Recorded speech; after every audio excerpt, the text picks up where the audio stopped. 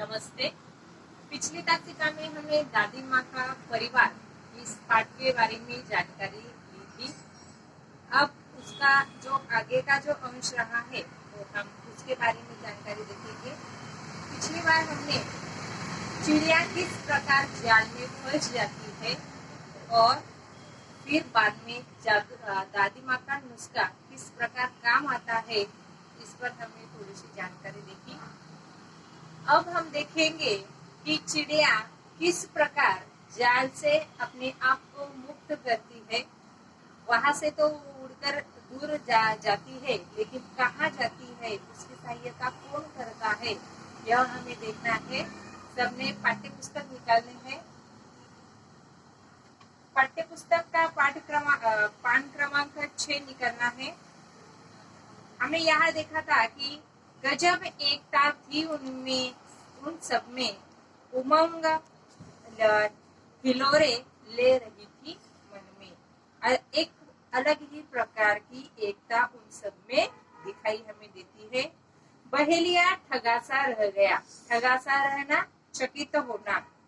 सोच रहा था पंछियों ने यह किया, क्या करता वह बेचारा। एकता के आगे था तारा। चिड़े चिड़िया तनिक न संकोचे, सीधे दादी माँ के घर पहुँचे। चिंतित दादी बैठी मुंह लटकाए, बुरे विचार मन में आए।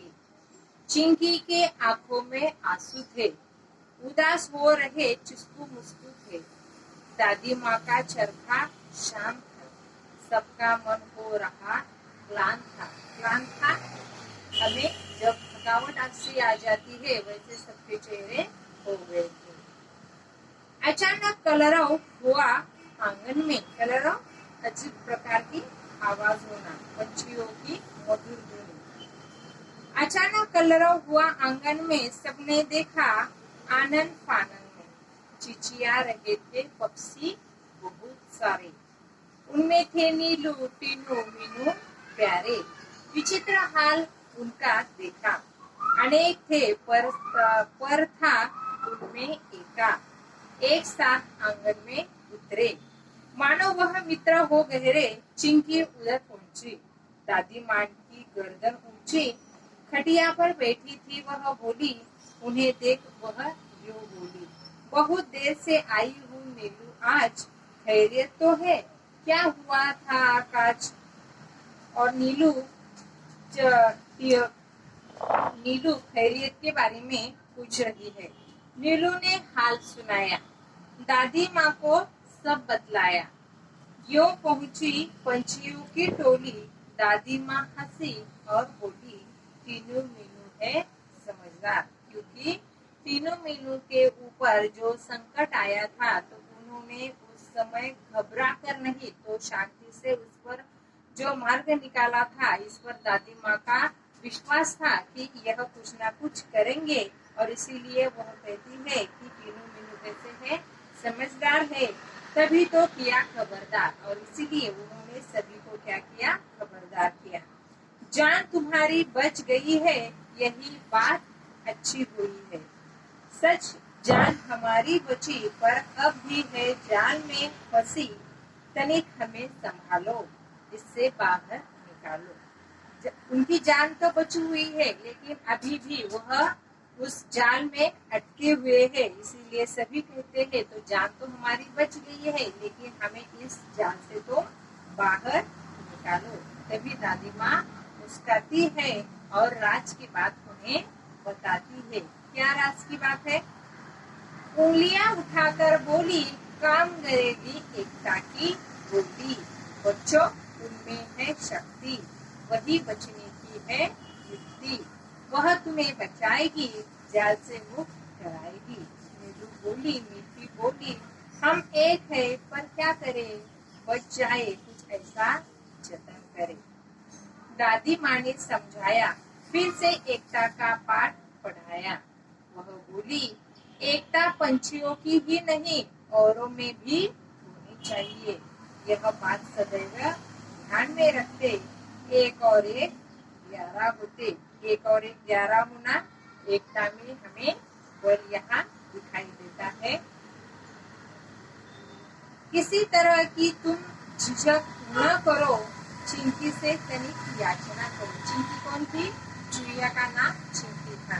और दादी माँ ने उनसे कहा कि तुम झिझक मत करो, तुम क्या करो, चिंकी से थोड़ी सी याचना करो, मिन्नतें करो, वह तुम्हें बंधन से बचाएगी, जाल काट बाहर ले आएगी। कीनू मीनू ने कहा, हम आजाद हो रहे हैं। आहा, मौसी चिस्कू मुस्कू को बुलाओ, सब मिलकर हमें बचाओ। और कीनू मीनू कहते हैं कि मौसी तुम चिस्कू मुस्कू कौन थे? चुईया के छोटे छोटे दो बच्चे, और उन्हें भी आप लेकर आओ, साथ मिलकर आप क्या करेंगे, यह जाल तोड़ देंगे।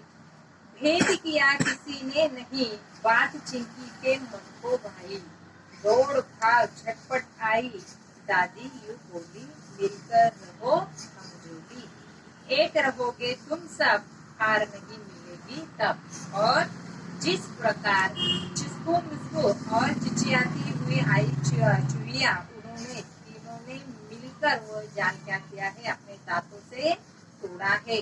और इसमें जो एकता है, यह एकता देखकर दादी माँ बोली कि अब तुम आजाद हो जाओगे, और जब तक तुम एक साथ रहोगे तब तक तुम हारोगे नहीं।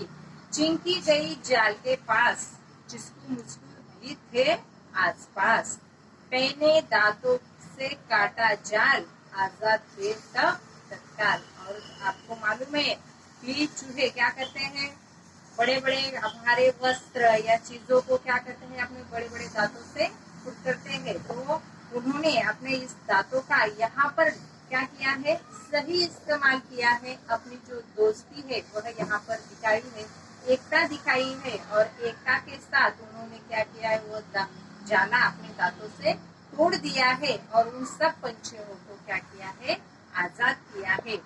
चिड़े चिड़िया चिचिया रहे, उनकी आवाज एक साथ शुरू हो गई, दादी माँ से बतिया रहे, टीनू मीनू चिस्कू मुस्कू खेलने लगे। और वो आजाद हो जाने के बाद वो बच्चे फिर से खेलने लगे। सब थे प्रेम स्नेह से पगे, दादी माँ की सिख रंग लाई, सबने दी एकता की दुहाई, एक सब का एक साथ मुंह खुला, अंत भला तो सब भला। अगर आपने इस पाठ को पहले भी ध्यान से पढ़ा होगा और अभी जो मैंने बताया है वह जो ध्यान से आपने सुना होगा, तो आपको इस पाठ में से एक अच्छी बात आपको समझ में आई होगी कि एकता में ही बल होता है। अगर चिड़िया कहती कि मैं चूहों को किस प्रकार कहूंगी, तो वह जाल तोड़ नहीं सकती थी, लेकिन एकता का बल किस प्रकार होता है, इस पाठ के माध्यम से हमें अच्छी तरह से समझ में आता है। अगर हमारे ऊपर संकट आया, तो अगर आप मेरा हाथ देखेंगे, हाथों की 5 उंगलियां रहती है, लेकिन जब ये 5 उंगलियों को एक साथ सिमट कर अगर हम उसे देखेंगे तो उसकी मुट्ठी बन जाती है। इसीलिए एकता में बल होता है। अगर हम एक उंगली से कुछ उठाने का प्रयत्न करेंगे तो नहीं उठेगा, दूसरी उंगली से करेंगे तो थोड़ा सा आप उसमें कामयाब हो सकते हैं, लेकिन आप 5 उंगलियों को लेकर अगर कोई चीज आप उठाएंगे तो उसमें आपको जरूर सहायता उसकी मिलेगी, और एकता का बल आपको यहाँ पर देखने को मिलेगा। आपने एक छोटी सी एक कहानी भी सुनी होगी कि एक छोटा किसान रहता है और उसके जो बच्चे रहते हैं वो आपस में लड़ते झगड़ते हैं, लेकिन उनको एक साथ लाने के लिए कि जिस प्रकार किसान उनको युक्ति बताता है, 4 लकड़ियां लेकर वो लकड़ियां एक एक को तोड़ने को देता है, तभी क्या हो जाता है, वो तोड़ देते हैं। लेकिन वही चारों लकड़ियां एक साथ बांधकर तोड़ने को कहते हैं, तो उनमें किसी के भी ताकत नहीं होती कि वह तोड़ पाए। इसका यह मतलब है कि आपको एक साथ रहकर कोई भी काम करना चाहिए, ना कि अकेले आप वह काम कर सकते हैं।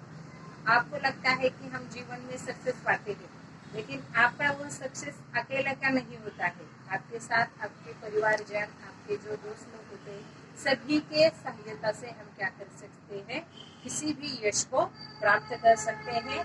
इस पाठ के माध्यम से आपको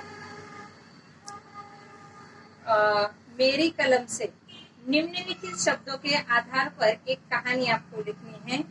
जिसके लिए आपको 4 शब्द दिए गए हैं। उन शब्दों को कहानी में इस्तेमाल करने का है, जैसे पानी, पुस्तक, बिल्ली और राखी।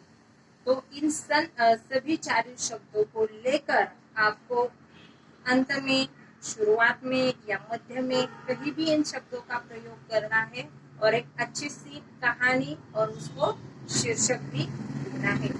आशा करती हूँ आपको यह घटक समझ में आया होगा। इस पर आधारित शब्द वाटिका है। शब्द वाटिका में शब्द दिए गए हैं, आपको वह लिखने हैं। इस घटक के माध्यम से आपको क्या समझ में आया, यह घटक ऐसा है, इस पर आधारित है, आपके समझ में क्या आया, यह आपको यहाँ 8 या 10 पंक्तियों में लिखना है। स्वाध्याय आपको मैं 3 दे रही हूँ, एक मेरी कलम से, दूसरा मैंने समझा और तीसरा शब्द वाटिका। इसमें जो शब्द दिए हैं आपको उनका अर्थ लिखना है। यहाँ पर मुहावरे दिए गए हैं, तो मुहावरे और कहावतें यह हम बाद में देखेंगे। फिलहाल आपको यह 2 स्वाध्याय पूरा करना है।